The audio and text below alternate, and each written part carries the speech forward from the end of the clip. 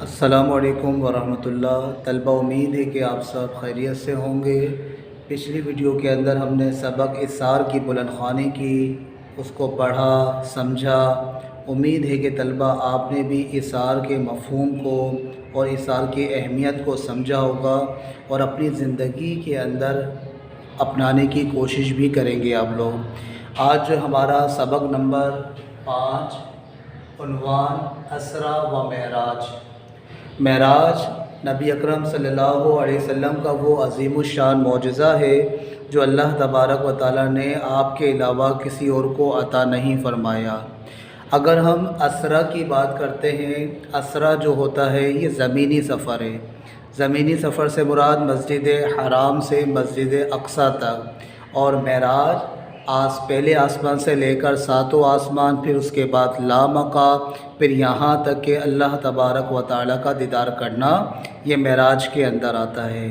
طلبہ، معراج کے واقعہ کا جو پس منظر ہے وہ بھی ہم لوگ تھوڑا مختصر طور پر سمجھ لیتے ہیں کہ جب نبی اکرم صلی اللہ علیہ وسلم مکے کے اندر دعوت اسلام میں مصروف تھے تو چند لوگ جو ہے مسلمان ہوئے، اور کفار جو ہے نبی اکرم صلی اللہ علیہ وسلم پر ظلم و ستم کے پہاڑ توڑتے تھے اور کوئی انتہا باقی نہ رہتی تھی۔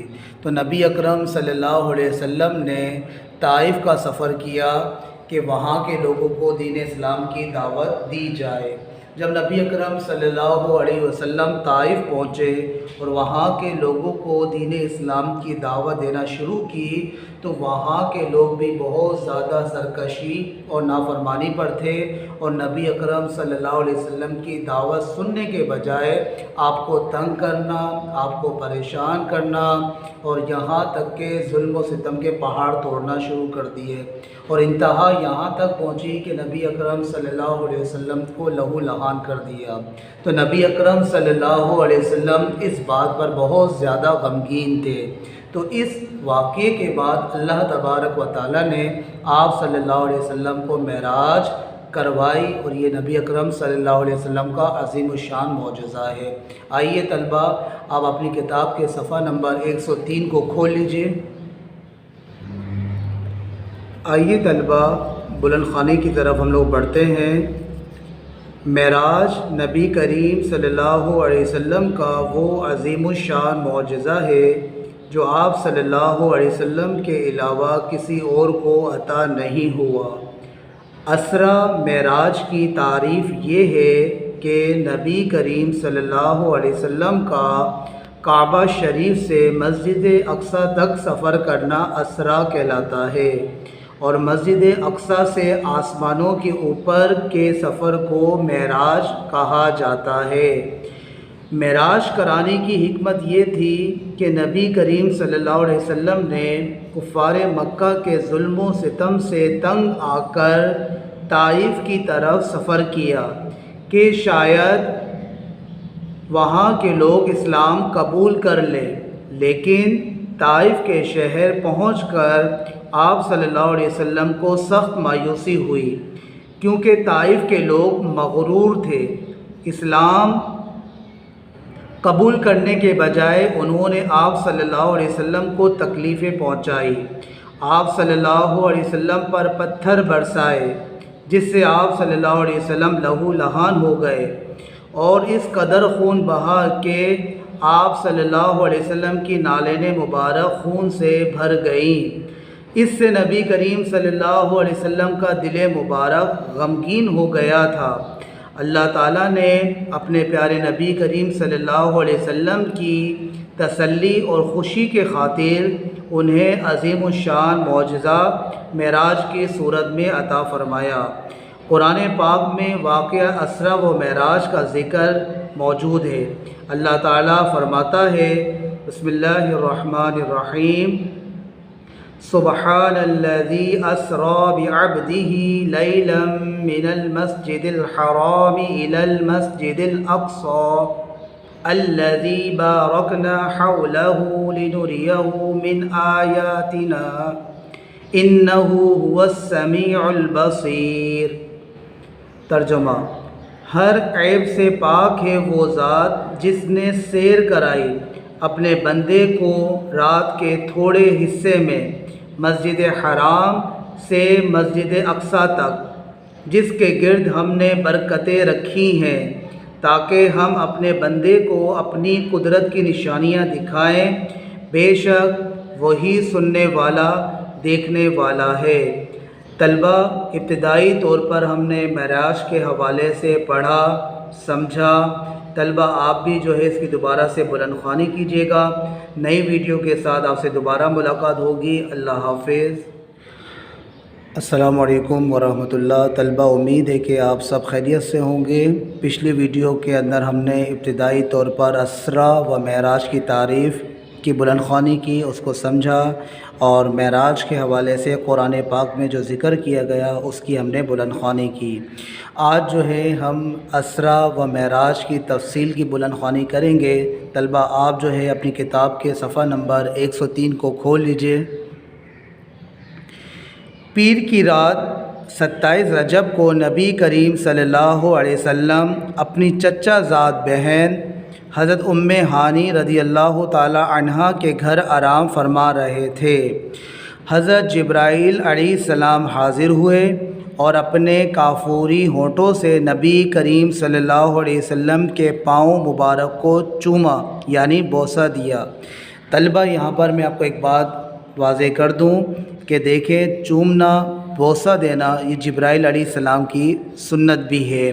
اگر ہم اپنے والدین، اپنے اساتذہ، اپنے پیر و مرشد یا اپنے بزرگوں کا ادب کے ساتھ ہاتھ پاؤں چومتے ہیں تو اس کی برکتیں ہمیں نصیب ہوتی ہیں، جیسے کہ حدیث مبارکہ میں بھی واضح ہے۔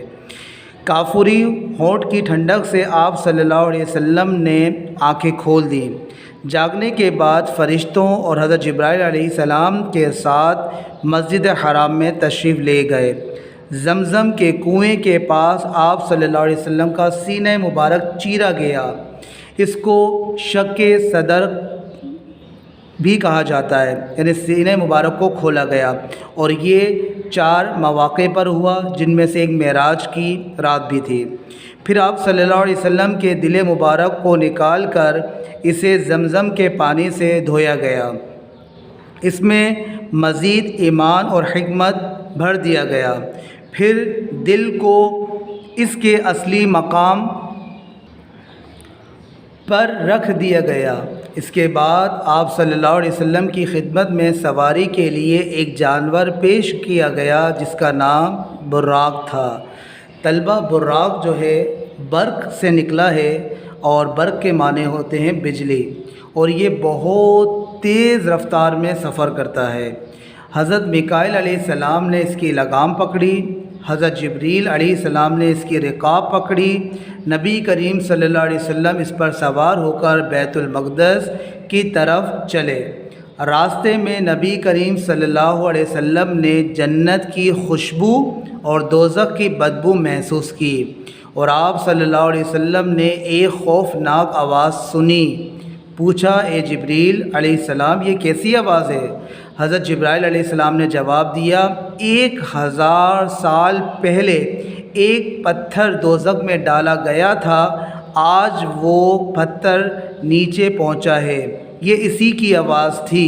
پھر نبی کریم صلی اللہ علیہ وسلم نے حضرت موسیٰ علیہ السلام کو مزار میں نمازیں پڑھتے دیکھا، یعنی کہ حضرت موسیٰ علیہ السلام اپنی قبر انور کے اندر نماز پڑھ رہے ہیں۔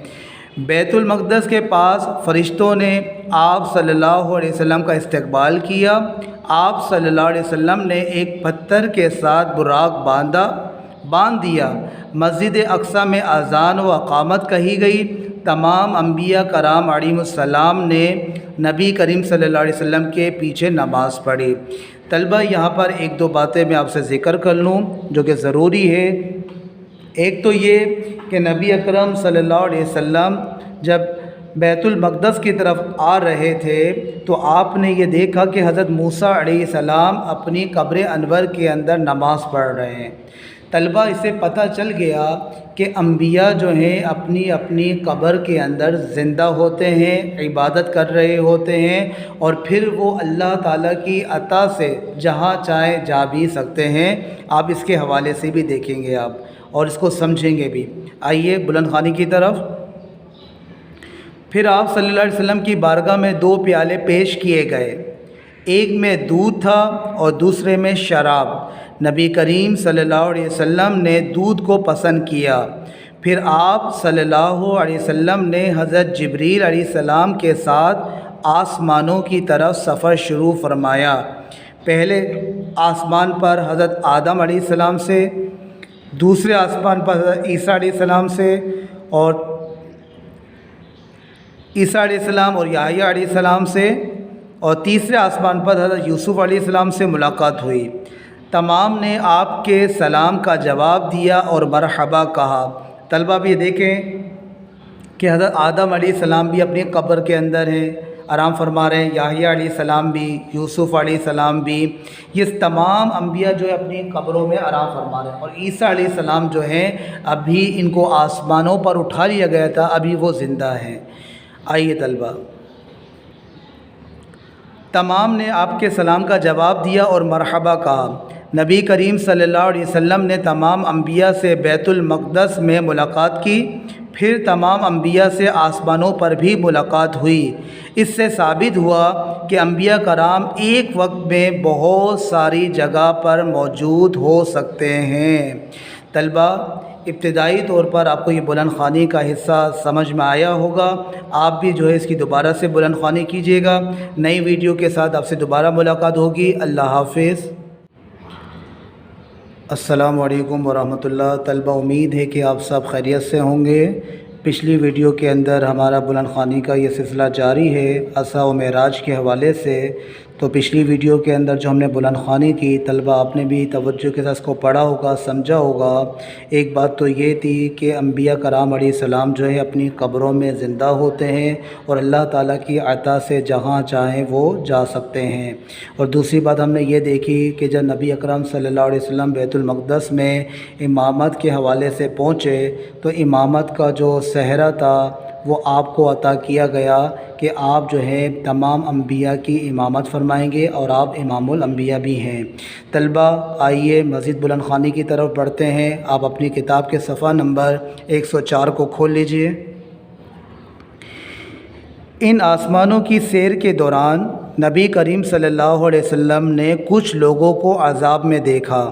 آپ صلی اللہ علیہ وسلم نے دیکھا کہ کچھ لوگوں کے سر پر پتھر سے پھوڑ دیے جاتے اور جب وہ کچلے جاتے ہیں تو پھر دوبارہ اپنی اصلی حالت میں آ جاتے ہیں، اور یہ سلسلہ بالکل بند نہیں ہوتا۔ نبی کریم صلی اللہ علیہ وسلم نے پوچھا، یہ کون لوگ ہیں؟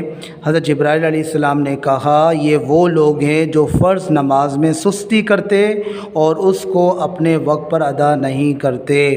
طلبہ، یہ ہمارے لیے بڑے فکر کا موقع ہے اور سمجھنے کا موقع ہے۔ معراج کی رات جب نبی اکرم صلی اللہ علیہ وسلم نے عذاب میں مبتلا شخص کو دیکھا کہ جس کے سر پر ایک وزن دار پتھر مار کر سر کچل دیا جاتا ہے، اور یہ عذاب اس کو اس لیے دیا جا رہا ہے کہ وہ دنیا کے اندر نمازوں میں سستی کرتا تھا، نمازیں نہیں پڑھتا تھا۔ طلبہ، یہ ہمارے لیے بہت زیادہ سوچنے سمجھنے کا مقام ہے۔ کیا ہم نماز وقت پر ادا کرتے ہیں؟ نماز میں سستی تو نہیں کرتے، جان بوجھ کر نمازیں قضا تو نہیں کرتے۔ اگر نماز میں ہم سستی کر رہے ہیں یا نمازوں کو قضا کر رہے ہیں تو طلبہ ہمیں فکر مند ہونا چاہیے اور ہمیں ڈرنا چاہیے کہیں ایسا نہ ہو کہ یہ عذاب ہمارے کو بھی مل جائے۔ تو اللہ تعالیٰ کی رحمت بہت بڑی ہے، ابھی ہمارے پاس موقع ہے، کوشش کریں کہ نمازوں کا اہتمام کریں اور نمازوں کو قضا ہونے نہ دیجیے۔ آئیے طلبہ بلند خوانی کی طرف۔ پھر آپ صلی اللہ علیہ وسلم نے کچھ ایسے لوگوں کو دیکھا جو آگ کے جنگل میں قید تھے۔ آگ ان کو جلاتی تھی، پھر وہ درست ہو جاتے تھے، اسی وقت دوبارہ آگ انہیں جلاتی۔ حضرت جبرائیل علیہ السلام نے کہا، یہ وہ لوگ ہیں جو اپنے والدین کی نافرمانی کرتے تھے۔ طلبہ، دوسرے شخص کو دیکھا گیا عذاب کے اندر، आग का जंगल है और वो शख्स उस जंगल के अंदर आग के अंदर मौजूद है और आग उसको जला रही है, और ये अज़ाब उसको इसलिए दिया जा रहा है कि दुनिया के अंदर वो वालिदैन का नाफरमान था। हम भी गौर करें कि हमारे वालिदैन हमसे खुश हैं। अगर वालिदैन हमसे खुश हैं तो हमें अल्लाह ताला का शुक्र अदा करना चाहिए, और अगर वालिदैन हमसे नाराज़ हैं तो हमें फ़िक्रमंद होना चाहिए, डरना चाहिए कहीं ऐसा ना हो कि अल्लाह ताला हमसे नाराज़ हो जाए। और अगर बिलफ़र्ज़ किसी के वालिदैन नाराज़ भी हो जाते हैं किसी भी वजह से, तो वालिदैन के पास जाइए, उनसे माफ़ी मांगिए और उनसे माज़रत कीजिए, इंशाअल्लाह वो माफ़ कर देंगे। आइए बुलंद खानी की तरफ। 7वें आसमान पर आप सल्लल्लाहु अलैहि वसल्लम ने हज़रत इब्राहीम अलैहिस्सलाम को देखा कि वो बैतुल मामूर फ़रिश्तों का क़िबला, बैतुल मामूर फ़रिश्तों का क़िबला है, और बैतुल मामूर के बिल्कुल नीचे खाने काबा है, और खाने काबा के बिल्कुल ऐन ऊपर बैतुल मामूर है, और ये फ़रिश्तों का क़िबला है। तो बैतुल मामूर जो फ़रिश्तों का क़िबले के साथ टेक लगाकर बैठे हुए थे, ये वो मुबारक मकाम है जहाँ 70,000 फ़रिश्ते हाज़िर होते हैं, जो एक बार आ जाए उन्हें दोबारा क़यामत तक ये सआदत नसीब नहीं होती। आप सल्लल्लाहु अलैहि वसल्लम ने 7वें आसमान पर एक नहर देखी जिसके आसपास सोने और चांदी के बर्तन रखे थे। आप सल्लल्लाहु अलैहि वसल्लम ने एक बर्तन में पानी पिया तो शहद से ज़्यादा मीठा और मुश्क से ज़्यादा खुशबूदार था। हज़रत जिब्राइल अलैहिस्सलाम ने कहा ये कौसर है, यानी ये हौज़े कौसर है जो अल्लाह ताला ने आप सल्लल्लाहु अलैहि वसल्लम को अता फ़रमाई है। हौज़े कौसर जो शहद से ज़्यादा मीठा और दूध से ज़्यादा जो है सफ़ेद है, और जो इसका एक मरतबा पानी पी लेगा वो कभी प्यासा नहीं होगा। अल्लाह ताला ने नबी करीम सल्लल्लाहु अलैहि वसल्लम को ये अता फ़रमाई है। फिर आप सल्लल्लाहु अलैहि वसल्लम सिदरतुल मुंतहा तक पहुँचे। ये एक मकाम है जहाँ बेरी का दरख्त है, इसके पत्ते हाथी के कान के बराबर हैं, इसके फल मटकों से भी ज़्यादा बड़े हैं। आप सल्लल्लाहु अलैहि वसल्लम के सिदरतुल मुंतहा पहुँचने पर तमाम फ़रिश्ते उस दरख्त पर आपकी ज़ियारत के लिए जमा हो गए, और तमाम फ़रिश्तों ने इस दरख्त को ढांक लिया। कुरान करीम में इसका ज़िक्र इस तरह मौजूद है, इज़ यग़शा सिदरत मा यग़शा, तर्जमा जब सिदरा पर छा रहा था जो छा रहा था। सिदरतुल मुंतहा पर हज़रत जिब्राइल अलैहिस्सलाम ने अर्ज़ किया, या रसूलुल्लाह सल्लल्लाहु अलैहि वसल्लम, मुझे अल्लाह ताला से इस बात की इजाज़त दिला दीजिए कि जब आपकी उम्मत पुल सिरात से गुज़रने वाली हो तो मैं अपने परों को पुल सिरात पर बिछा दूँ और आपकी उम्मत मेरे परों के ऊपर से गुज़र जाए। हज़रत जिब्राइल अलैहिस्सलाम की ये तमन्ना हुज़ूर सल्लल्लाहु अलैहि वसल्लम के वसीले से पूरी हुई। हज़रत जिब्राइल अलैहिस्सलाम सिदरतुल मुंतहा से आगे ना बढ़े और वहीं रुक गए, और नबी करीम सल्लल्लाहु अलैहि वसल्लम सिदरतुल मुंतहा से आगे बढ़े, इस मकाम तक पहुँचे जहाँ आज तक मखलूक में से कोई नहीं पहुँचा, यानी अल्लाह ताला का कुर्ब हासिल किया। नबी करीम सल्लल्लाहु अलैहि वसल्लम ने अल्लाह ताला के कितना करीब हुए, इसको अल्लाह ताला ने कुरान पाक में इस तरह बयान फरमाया, सुम्मा दना फ़तदल्ला फ़काना क़ाब क़ौसैनि औ अदना, तर्जुमा फिर वो जलवा नज़दीक हुआ फिर खूब उतर आया, तो इस जलवे और महबूब में 2 हाथ का फ़ासला रहा, बल्कि इससे भी कम।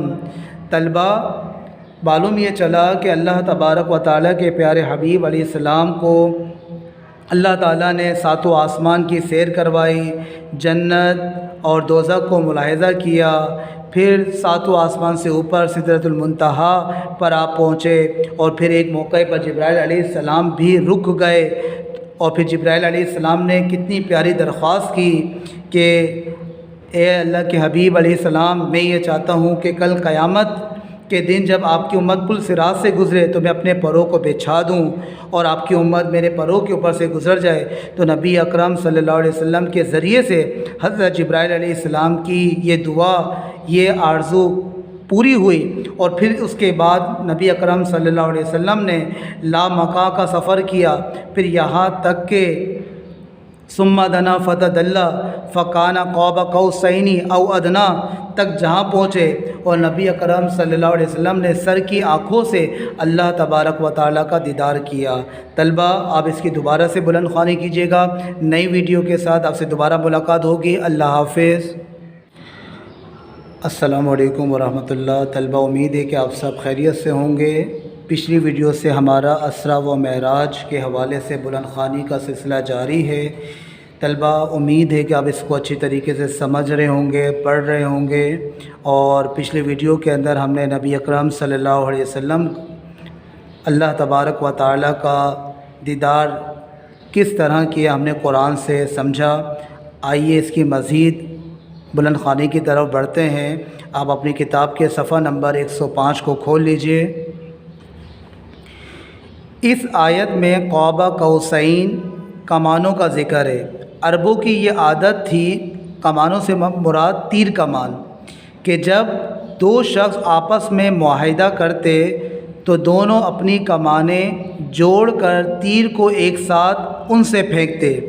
اس کا مطلب یہ ہوتا کہ جو ایک دوست ہے وہ دوسرے کا بھی دوست ہے، جو ایک کا دشمن ہے وہ دوسرے کا بھی دشمن ہے۔ تو یہ ایک طریقہ کار تھا عرب کے اندر۔ تو اس آیت کریمہ میں اس طرف اشارہ ہے کہ اللہ تعالیٰ کو اپنے حبیب صلی اللہ علیہ وسلم سے اتنی محبت ہے کہ جو ان کا دوست ہے وہ اللہ تعالیٰ کا بھی دوست ہے، اور جو نبی اکرم صلی اللہ علیہ وسلم کا دشمن ہے وہ اللہ تعالیٰ کا بھی دشمن ہے۔ نبی کریم صلی اللہ علیہ وسلم نے اللہ رب العزت کا سر کی آنکھوں سے دیدار کیا اور اپنے کانوں سے اللہ رب العزت کا کلام سنا۔ قرآن مجید میں رب العزت نے اپنے دیدار کو اس طرح بیان کیا، ما زاغ البصر وما طغى۔ ترجمہ، آنکھ نہ کسی طرف پھری نہ حد سے بڑھی۔ ذرا سوچئے کہ جن آنکھوں نے رب کا دیدار کیا ہو، ان آنکھوں کی بصارت کا کون اندازہ کر سکتا ہے؟ پھر پروردگار نے اپنے حبیب صلی اللہ علیہ وسلم پر 50 نمازیں فرض فرمائیں۔ واپسی پر حضرت موسیٰ علیہ السلام سے ملاقات ہوئی۔ انہوں نے پوچھا، آپ پر کیا فرض ہوا ہے؟ نبی کریم صلی اللہ علیہ وسلم نے جواب دیا، 50 وقت کی نماز۔ حضرت موسیٰ علیہ السلام نے عرض کی، یہ بہت زیادہ ہیں، آپ کی امت اسے ادا نہیں کر سکے گی۔ میں بنی اسرائیل کو دیکھ چکا ہوں، آپ جائیے اور اس میں کمی کروائیے۔ نبی کریم صلی اللہ علیہ وسلم پھر بارگاہ الہی میں پہنچے تو 5 معاف ہو گئی۔ واپس تشریف لائے تو پھر موسیٰ علیہ السلام نے عرض کیا، ابھی بھی زیادہ ہیں، پھر جائیے۔ نبی کریم صلی اللہ علیہ وسلم جاتے رہے اور آتے رہے، 5 نمازیں کم ہوتی رہیں، آخر میں 5 رہ گئیں۔ اللہ رب العزت نے آخری بار فرمایا، اے میرے حبیب صلی اللہ علیہ وسلم، آپ کی امت میں سے جو بھی 5 نمازیں ادا کرے گا میں اسے 50 نمازوں کا ثواب دوں گا۔ اللہ اکبر۔ اس سے ہمیں وسیلے کا ثبوت ملتا ہے اور مدد کا بھی، کہ حضرت موسیٰ علیہ السلام کے وسیلے سے 50 نمازوں سے کم ہو کر 5 نمازیں ہوئیں، اور حضرت موسیٰ علیہ السلام کی مدد سے ہمیں 50 کے صرف 5 نمازیں ادا کرنا ہوتی ہیں۔ پھر پروردگار نے مزید کرم یہ کیا کہ فرمایا، اے میرے حبیب صلی اللہ علیہ وسلم، آپ کی امت میں سے جس نے نیک کام کا ارادہ کیا لیکن اس ارادے پر عمل نہ کیا تو میں اس کے لیے ایک نیکی لکھ دوں گا، اور اگر ارادے پر عمل کرتے ہوئے نیکی کر لی تو 10 نیکیاں لکھوں گا، اور جس نے برائی کا ارادہ کیا لیکن اس پر عمل نہ کیا تو کچھ بھی نہیں لکھا جائے گا، اور اگر اس نے برائی کو کیا تو اس کے بدلے میں ایک ہی گناہ لکھا جائے گا۔ اللہ اکبر۔ طلبہ اندازہ لگائیے کہ اللہ کریم اپنے حبیب علیہ الصلاۃ والسلام کی امت سے کس قدر محبت فرماتا ہے، اور ہمیں یہ بھی معلوم چلا کہ موسیٰ علیہ السلام کی مدد سے 50 نمازیں کم ہو کر 5 رہ گئی، لیکن ہمیں یہ بھی پتہ چلا کہ اللہ کی رحمت کتنی بڑی ہے، اور اللہ کی رحمت نبی اکرم صلی اللہ علیہ وسلم کی امت پر نبی اکرم صلی اللہ علیہ وسلم کے صدقے طفیل کتنی برس رہی ہے کہ اگر ہم 5 نمازیں پڑھیں گے تو ثواب ہمیں 50 کا ملے گا۔ اور ایک اور بات ہمیں معلوم چلی کہ مومن کی جو نیت ہے اس کے عمل سے بہتر ہے۔ مطلب یہ کہ اگر ہم نے کسی نیک کام کا ارادہ کیا، ابھی کیا نہیں ہے، صرف ارادہ کیا، اللہ کی رحمت دیکھیں کہ اللہ تعالیٰ فرماتا ہے کہ میں اس کے نام اعمال میں جو ہے ایک نیکی لکھ دوں گا، صرف ایک اچھا ارادہ کرنے کی وجہ سے، اور جب وہ اس ارادے کے اوپر عمل کر لے گا تو اس کے نام اعمال میں 10 نیکیاں لکھی جائیں گی۔ اور بالمزید اللہ کی رحمت دیکھیں کہ جو گناہ کا ارادہ کر رہا ہے اللہ تبارک و تعالیٰ اس کا گناہ نہیں لکھ رہا تب تک جب تک وہ گناہ نہیں کر لیتا۔ آئیے طلبہ مزید بلند خوانی کی طرف بڑھتے ہیں۔ اس کے بعد آپ صلی اللہ علیہ وسلم نے جنت اور دوزخ کی سیر کی، پھر واپس جب زمین پر تشریف لائے تو آپ کا حجرہ مقدسہ کی زنجیر ہل رہی تھی، بستر گرم تھا اور وضو کا پانی بہہ رہا تھا۔ شاعر کیا خوب کہتے ہیں، کنڈی بھی ہلتی رہی اور بستر بھی رہا گرم، سر عرش گئے اور آئے محمد صلی اللہ علیہ وسلم۔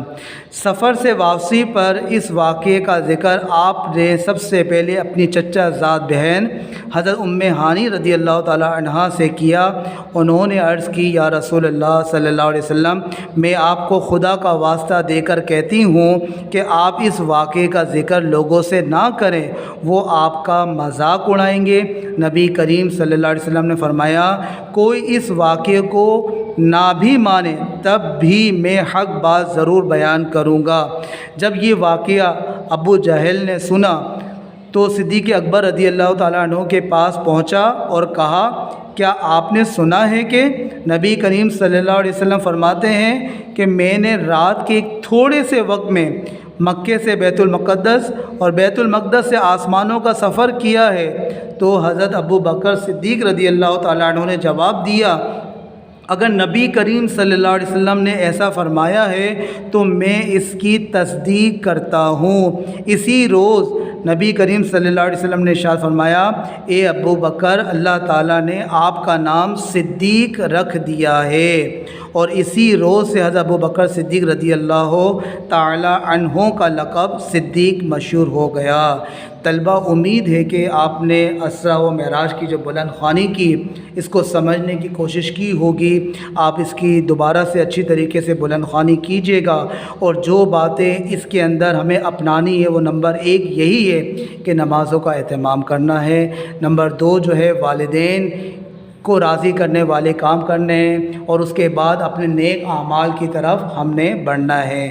طلبہ، نئی ویڈیو کے ساتھ آپ سے دوبارہ ملاقات ہوگی۔ اللہ حافظ۔